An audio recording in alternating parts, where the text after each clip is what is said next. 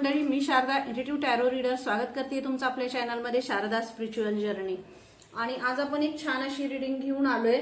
जी reading अशी आहे, असे कोण शत्रू आहे जे तुमच्या जर्नीमध्ये अडथळे आणतात। मग तुमची स्पिरिच्युअल जर्नी असेल, तुमची करिअरमध्ये तुम्ही असाल, तुमच्या आयुष्यामध्ये ही जर्नी म्हणजे काय हो, जन्मापासून मृत्यूपर्यंत जे काही मध्ये चाललेला भाग आहे ही जर्नीच आहे, ही जर्नी आहे। मग ह्या जर्नीमध्ये असे काही कार्मिक पॅटर्न असतात किंवा काहीशे डोळ्याने दिसणारेही शत्रू असतात आणि डोळ्याने न दिसणारे असेही अदृश्य शक्ती असते, अदृश्य शत्रू असतात जे तुम्हाला तुमच्या लाईफ पर्पज पर्यंत पोहोचू देत नाही। तर असे कोण आहेत आणि त्यांना कुठली अशी शक्ती तुमच्या पाठीशी आहे, कुठली शक्ती तुम्हाला प्रोटेक्ट करते, जी तुम्हाला ह्या जर्नीमध्ये खूप पुढे नेण्यासाठी काम करत आहे आणि त्या शत्रूंना ती हरवते। म्हणजे त्या शत्रूंचा जो काही त्यांचा जो हे आहे त्याच्यापासून तुम्हाला प्रोटेक्शन देते आणि तुमच्या जर्नीमधले अडथळे दूर करते।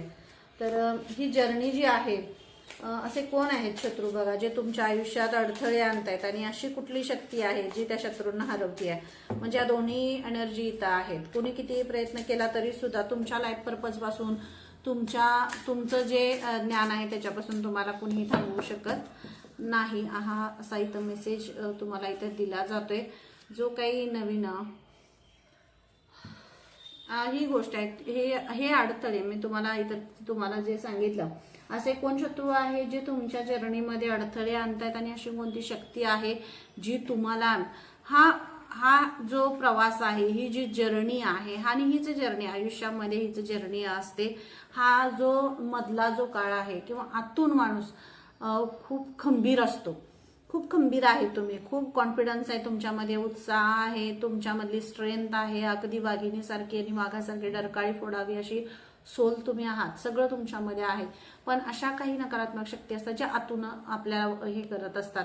काही आपलीच आजूबाजूचे लोक असतात, त्यांच्या थ्रू आपल्यावर अटॅक करण्याचा प्रयत्न करत असतात, थांबवण्याचा प्रयत्न करत असतात।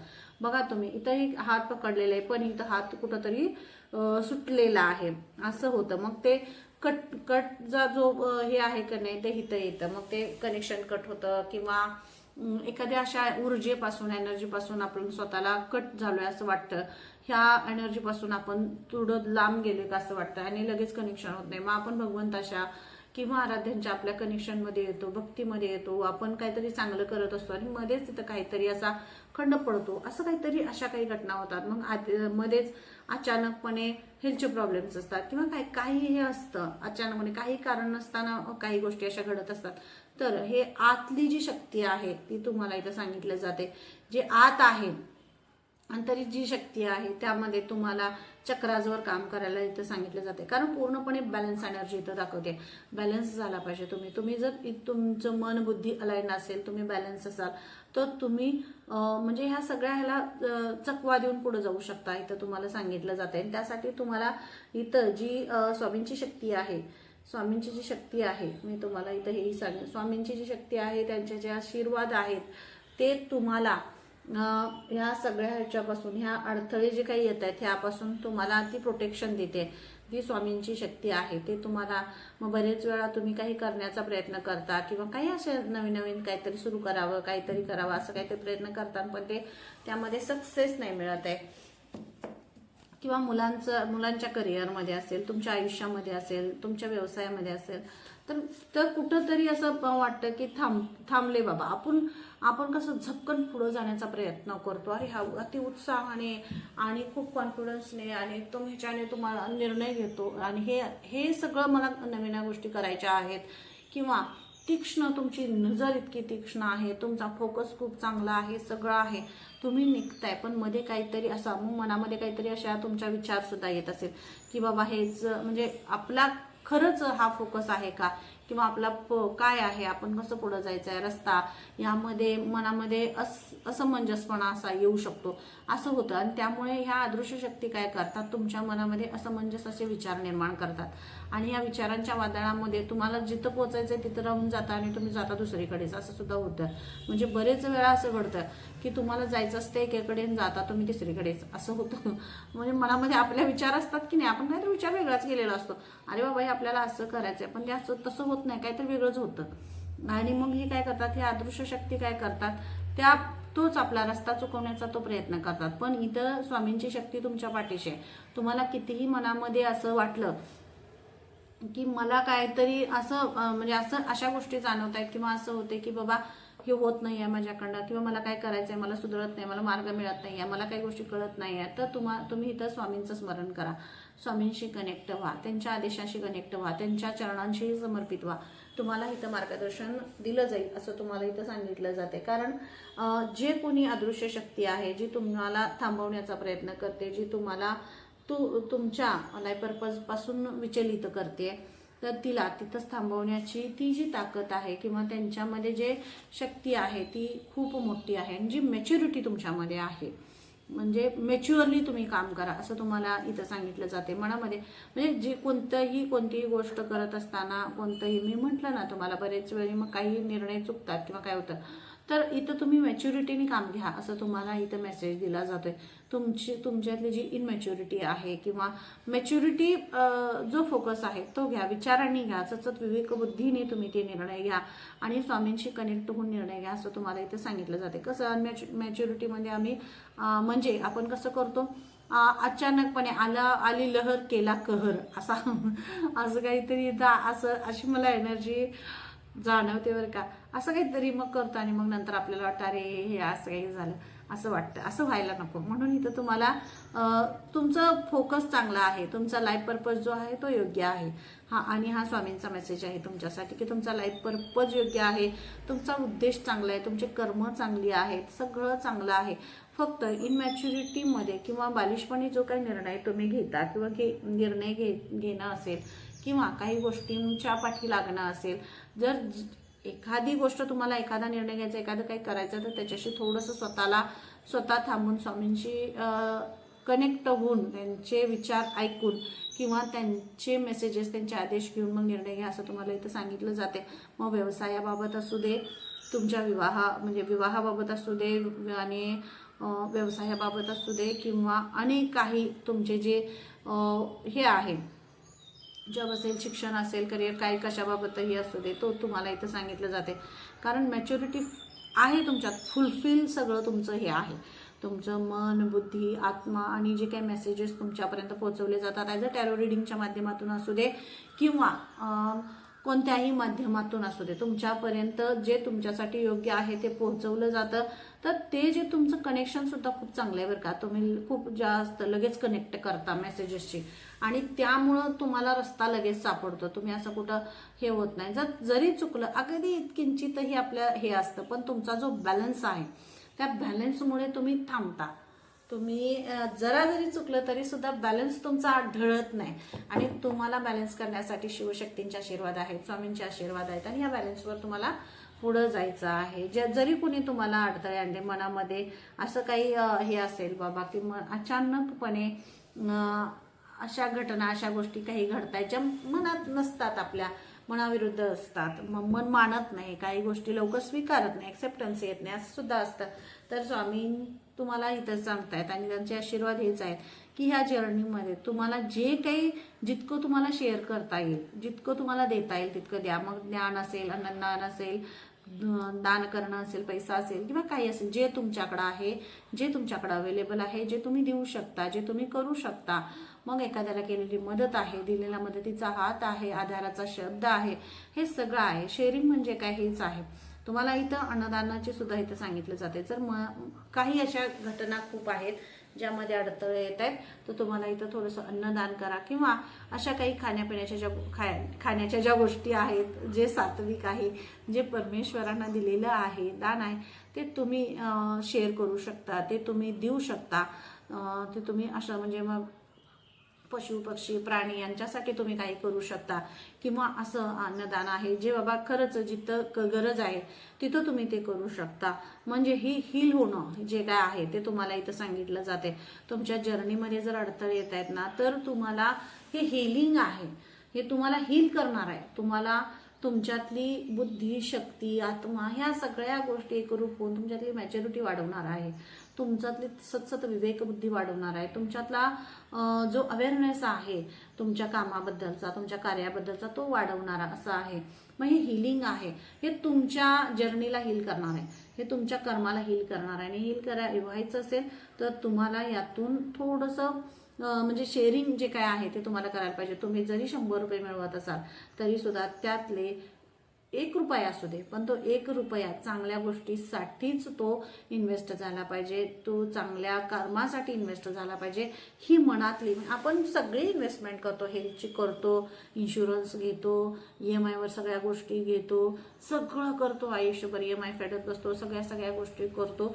पण जो कर्माचा भाग आहे ती इन्व्हेस्टमेंट राहून जाते आणि आपल्या आयुष्यात आपण हेच करतो. आणि हीच आपण पूर्वपार परंपरा आपण अशीच चालू ठेवत राहिलेलो आहे की आपण तेच करायचं, आपल्या मुलांना तेच करायचं. योग्य आहे, पैसा पाहिजे, सुख समृद्धी संपत्ती सगळं हवं आहे आणि सगळं आहे, तुम्हाला मिळणार आहे किंवा नसेल तर मिळेल, असेल, सगळं छान आहे तुमचं, ज्यात आहे त्यात समाधानी, सगळं चांगलं आहे. पण हे करत असताना आपल्या वाटचं एक घास जरी दुसऱ्याच्या मुखात पडावा ही जर वृत्ती असेल, हे जर मनामध्ये हा जर भाव असेल तर जगात म्हणजे बाहेर जर आउटर जी काही शक्ती आहे, जी नकारात्मक शक्ती आहे किंवा आतली नकारात्मक शक्ती आहे, कुणीही तुमचं काही बिघडवू शकत नाही. इथं हा स्वामींचा तुमच्यासाठी मेसेज आहे. कुणी तुमचं काही बिघडवू शकत नाही. फक्त तुम्हाला शेअर करता आलं पाहिजे, तुम्हाला बोलता आलं पाहिजे, मनावर हृदयावर भार नाही ठेवता आला पाहिजे, तुम्हाला देता आलं पाहिजे, लोकांसाठी चांगलं काहीतरी तुम्हाला समाजासाठी करता आलं पाहिजे. त्याने करावं हे सांगण्याची हे आपली नाही आहे. आपण काय करतोय यावर फोकस करणं हे आपलं काम आहे. हे तुम्हाला स्वामी सांगतायत. तो काय करतोय यापेक्षा तू काय करतोय यावर तू लक्ष दे. हा स्वामींचा आदेश आहे. कुणासाठी आहे तुम्ही बघा. मी जे काही मला इंट्युटिव्हली मेसेज आले तो मी मेसेज तुमच्यापर्यंत पोहोचवला. जर मनामध्ये अशा काही गोष्टी असतील, काही असतील तर मनामधला जो गैरसमज कोणाबद्दल झाला असेल किंवा काही असेल तर काढून टाका. कारण ही स्वच्छ मूर्ती आहे. इथं स्वच्छपणा, त्यातला निर्मळपणा शोधा, निर्मळ जे काय आहे ते शोधा आणि तिथपर्यंत पोहोचा, असा तुम्हाला मेसेज इथं दिला जातोय. कारण खूप मोठा हा मेसेज आहे. बघा, तुम्ही कनेक्ट व्हा आणि कमेंट करा, नक्की कमेंट करा तुम्हाला कशी वाटली रीडिंग. असे कोण शत्रू आहेत जे तुमच्या जर्नीमध्ये अडथळा करतात. मग मध्ये बऱ्याच गोष्टी अशा आहेत ना, मी ह्याच्यामध्ये तुम्हाला सांगितलं, आपण काही गोष्टी करत नाही आणि मग झालं की मग आपल्याला आणि माझं हे होत नाही, माझं ते होत नाही, अशा गोष्टी बोलत बसतो. मग आपल्याला पण काही गोष्टी आपल्याकडनं शेअर करणं गरजेचं आहे ना, देणं गरजेचं आहे ना. आपण देतच नाही आहे. मग तुमच्यामध्ये जर जाणत असेल तर येणार, दिलं तर येणार. जे आपण म्हणतो ना, गिव्ह रिस्पेक्ट टेक रिस्पेक्ट, तसंच आहे हे. तुम्ही जर मान दिला तर तुम्हाला मान नक्की मिळेल. त्यामुळे विनम्रता ही स्वतःमध्ये थोडीशी वाढवण्यासाठी तर तुम्हाला सांगितलं जाते. आणि टेकिंग अ रिस्क, तुम्हाला ह्या रिस्क घ्यायच्या आहेत. काही गोष्टी, काही घटना, काही तुम्हाला जर करायचं आहे आणि ते करताना तुम्हाला काय अडथळे येत आहेत, मी तुम्हाला सांगितलं ना, अडथळे जे येत आहेत किंवा काही तुमच्या जर्नीमध्ये काही प्रॉब्लेम्स येत आहेत, तुम्हाला जे तुम्ही करणार आहात, जे तुम्हाला इच्छित आहे ते करण्याच्या मार्गामध्ये काहीतरी अडथळे येत आहेत. मग जॉब असेल, करिअर असेल, शिक्षण असेल, स्पर्धा परीक्षा असेल, तुमच्या रिलेशन्स असेल, कोणत्याही बाबतीत असू दे. पण ह्या सगळ्या ह्याच्यामध्ये तुम्हाला इथं सांगितलं जाते तुम्हाला रिस्क थोडीशी घेणं गरजेचं आहे. रिस्क घेतली पाहिजे. अरे उडान, स्वतःच्या पंखामध्ये किती ताकद आहे हे ओळखण्यासाठी रिस्क घ्यावीच लागते. हे तुम्हाला इथं सांगितलं जाते. फक्त सगळ्या गोष्टी तुम्हाला विसंबून राहून चालणार नाहीत. ही जर्नी आहे. स्वतः काहीतरी सुरुवात केली पाहिजे. तुम्ही बीज पेरलं तरच ते उगवणार आहे. तुम्ही पेरणारच नाही, तुम्ही तुमच्या पंखामध्ये शक्ती बघणारच नाही आणि तुम्ही उडणारच नाही आहे तर मग ते त्यामध्ये किती शक्ती आहे हे समजणार कसं? हे तुम्हाला स्वामी सांगतात. तुमच्यातली शक्ती तुम्हाला ओळखायची आहे, तुमच्या पंखामधलं बळ वाढवायचं आहे, तुम्हाला स्वतःला स्ट्रॉंग व्हायचं आहे ना, तर तुम्हाला हे सगळे अडथळे तुमच्या याच्यातून त्या मार्गातून दूर केले जात आहेत. फक्त जे शेअरिंग आहे ते तुम्हाला करायचं आहे. मॅच्युरिटीने निर्णय घ्यायचे आहेत आणि स्थिर विवेकबुद्धीने शांतपणे तुम्हाला निर्णय घेऊन पुढे जायचं आहे.